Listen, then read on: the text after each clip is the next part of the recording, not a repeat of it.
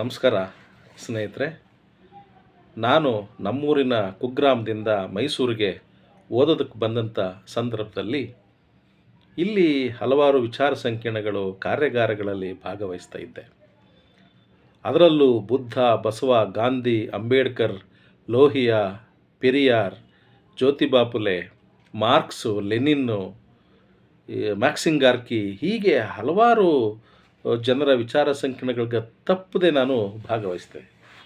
ಆವಾಗ ಹಲವಾರು ಚಿಂತಕರ ಒಡನಾಟ ಜಾಸ್ತಿ ಆಯಿತು, ಭಾಷಣಕಾರರ ಪರಿಚಯ ಆಯಿತು.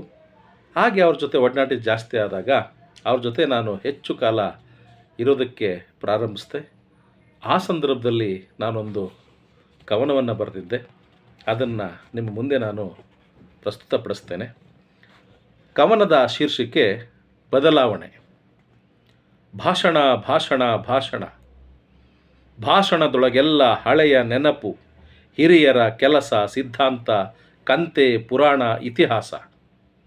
ತನ್ನದೇ ಸಿದ್ಧಾಂತ, ತನ್ನ ಹಿರಿಮೆ, ಗರಿಮೆ, ಅತಿರೇಕದ ಮಾತು, ಆವೇಶದ ಕೂಗು, ಟೇಬಲ್ಲಿಗೆರಡು ಗುದ್ದು, ಮೈಕಿಗಷ್ಟು ಎಂಜಲು.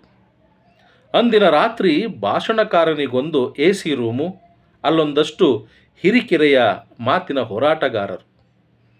ಅವರ ಮುಂದಷ್ಟು ಖಾರ, ಮಿಕ್ಸ್ಚರು, ಸಿಗರೇಟು, ಗುಂಡು, ತುಂಡು. ಇವೆಲ್ಲ ಮೈ ನರನಾಡಿಗಿಳಿಯುತ್ತಿದ್ದಂತೆ ಜಾತಿ ಮತಗಳ ಕಿತ್ತಾಟ.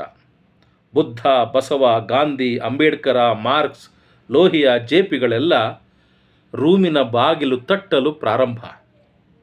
ಆದರೆ ಬಾಗಿಲು ತೆರೆಯುವವರ್ಯಾರು?